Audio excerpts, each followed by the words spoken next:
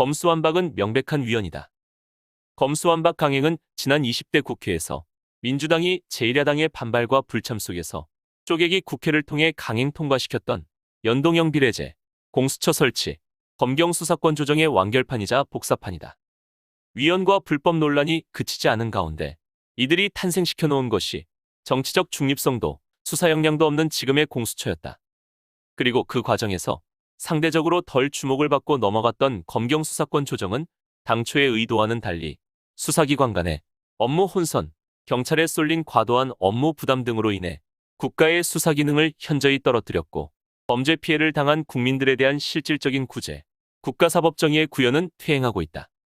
검경 수사권 조정이 가져온 폐해와 부작용을 해결하기는커녕 그 잘못된 방향을 최종적으로 가속화시키는 검수완박이 강행 처리되면 국민 피해는 더 커질 것이다. 국가에 대하여 국민이 기대하는 최소한의 두 가지 기능인 범죄로부터의 보호, 외침으로부터의 방어라는 두 가지 축 중의 하나가 속절없이 무너지고 있다고 해도 과언이 아니다. 검찰 수사권 완전 박탈의 준말인 검수완박은 그 용어부터 민망하고 조악하다. 70여 년 넘게 한 국가의 범죄 적발과 수사 기능의 중추를 담당해왔고 헌법에도 그 역할이 명시되어 있는 검찰의 권한을 완전히 박탈하려면 충분한 국민적 합의와 고민, 그리고 대안이 있어야 한다.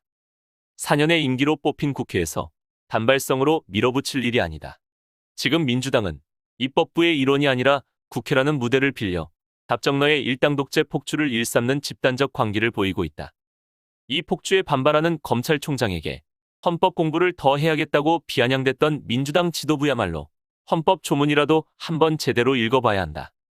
체포, 구속, 압수 또는 수색에는 검사의 신청에 의하여 법관이 발부한 영장이 필요하다는 헌법 제12조 제3항은 검사에게 수사권이 있음을 전제로 한다. 체포나 구속, 압수수색은 강제 수사 착수의 전제이면서 인권 보호의 필요성도 수반하기에 영장을 신청하는 검사로서는 마땅히 사건을 제대로 들여다봐야 한다. 경찰은 직접 사건을 다루고 법원도 영장실질 심사나 구속적 부심을 통해 피의자를 대면할 기회를 갖는데 검수완박이 되면 검사만 유일하게 사건의 실체는 볼 기회 없이 경찰이 넘겨주는 영장신청서의 서명만 해서 법원에 전달하게 된다. 헌법상 검사의 영장 청구권은 수사 과정에서의 준 사법적 통제를 염두에 둔 것이기에 그 역할을 기계적인 영장신청 배달원으로 격화시키는 것은 위헌이다.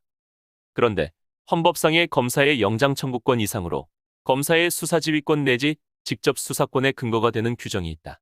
지금까지 검수완박이 위헌이라는 논거로 제시되는 헌법 조항은 영장 청구에 관한 제12조와 압수수색과 관련한 검사의 영장 신청권을 명시하고 있는 헌법 제16조이다.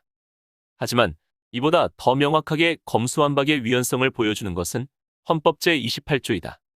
헌법 제28조는 형사피의자 또는 형사피고인으로서 구금되었던 자가 법률이 정하는 불기소 처분을 받거나 무죄 판결을 받은 때에는 법률이 정하는 바에 의하여 국가의 정당한 보상을 청구할 수 있다고 하고 있다. 지금까지 이 조문은 형사보상의 헌법상 근거 조항으로만 읽혔을 뿐 그 안에 있는 불기소 처분이 갖는 중대한 의미에는 학계나 실무에서 크게 주목하지 않았다. 수사란 무엇인가? 수사의 최종 종착지는 기소할 것인지 말 것인지 판단할 수 있는 상태에 이르기까지의 실체 파악과 법리 적용에 있기 때문에 기소와 불기소는 동전의 양면과 같이 불가분의 관계에 있다. 헌법 제28조는 형사보상을 청구할 수 있는 사유로 형사피고인은 무죄, 형사피의자는 불기소 처분을 받았을 경우를 들고 있어 수사가 최종 목표에 도달하였는지에 관한 판단 권한이 검찰에 있음을 명시하고 있다. 기소권이 검찰에 있는 이상 헌법에서 명문화하고 있는 불기소 처분을 경찰의 불송치 종결과 같은 말로 해석할 수는 없다. 양자는 엄연히 다르다. 이 점에서 검경 수사권 조정을 통해 경찰에서 불송치 종결로 수사를 종결하는 현행 제도 자체부터 위헌이라고 할 수 있다.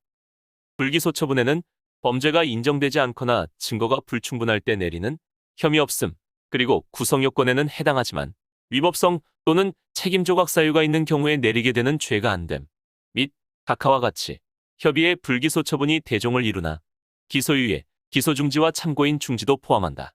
수사의 종착지에 이르러 기소라는 관문을 택할 경우 수사기관에서는 크게 고민할 필요가 없다.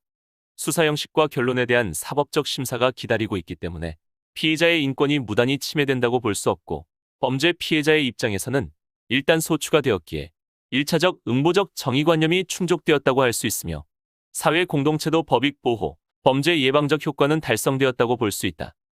기소 이후의 절차는 공개 심리와 공개 판결로 빛의 세계에서 이루어진다. 그러나 불기소 처분이라는 관문 뒤편은 어두컴컴하다. 재판에 넘겨져야 할 범죄가 묻혀져 버리면 기소되지 않은 피의자는 웃지만 범죄 피해자들은 억울함에 가슴을 쳐야 한다. 그리고 사회는 지능적 범죄자나 권력형 범죄자 또는 무능한 수사로 인해 노골적이고 대담해지는 범죄자들에 노출되는 위험을 겪어야 한다. 그래서 불기소 처분은 기소의 경우보다 고도의 법률적 판단을 요하고 그 판단의 주체는 준사법기관인 검찰이어야 하는 것이다. 그리고 이 판단을 제대로 하기 위해서는 경찰에 제보한 수사를 요구하건 직접 수사를 하건 간에 검사 입장에서는 사건을 최소한으로나마 접할 기회를 가져야만 한다. 그럼에도 이를 원천 차단하는 검수완박은 헌법상 명문화되어 있는 검찰의 불기소 처분권을 무력화한다. 범죄는 자발적이어서 범죄자가 될지 말지는 선택하게 된다. 그래서 법적 비난이 가능한 것이다. 하지만 범죄로 인한 피해는 언제라도 그 누구에게라도 발생할 수 있다. 따라서 국가는 범죄 피해가 있을 경우 합당한 적발, 수사를 통한 처벌이 가능하도록 제도를 만들고 운영해야 할 책임이 있다. 사적 보복과 사인 소추를 국가가 금지하는 이상 이것은 최소한의 기본권 보호 책무이다. 모든 국가 권력은 기본권에 구속된다. 따라서 입법권도 기본권에 의하여 제약을 받으며 기본권 유보 하에서 이루어져야 한다. 따라서 지금 민주당의 검수완박은 국민이 합리적으로 기댈 수 있는 범죄로부터의 보호 장치를 허무는 행위로서 입법권의 한계를 넘어서는 것이다. 지금 세상을 떠들썩하게 하고 있는 가평계 곡살인 사건도 묻힐 뻔했던 사건을 검찰이 수사하면서 밝혀졌다. 좀 더 거슬러 올라가면 고 박종철 고문치사 사건의 경우도 민주당식 법안대로라면 탁치니 억하고 죽었다고 묻혔을 것이다. 국가의 최소한의 두 가지 기능은 국민을 범죄로부터 보호하고 외침으로부터 막아주는 데 있다.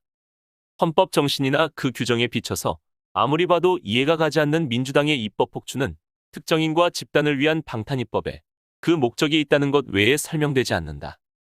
민주당발 검찰개혁 빈대를 잡으려다 초과삼간을 태우는 것이 아니고 빈대들이 초과삼간을 태우고 있는 격이다.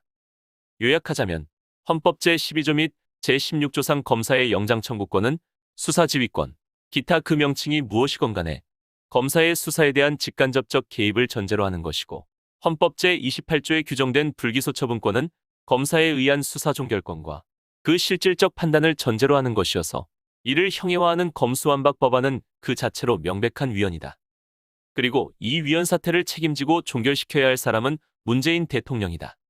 무소속 양양자 의원이 법사위에서 여당의 들러리 서기를 거부하자 민주당은 민영배 의원을 탈당시켜 무소속으로 만들어 안건 조정위를 무력화시키려는 상상을 초월하는 폭거를 일삼고 있다.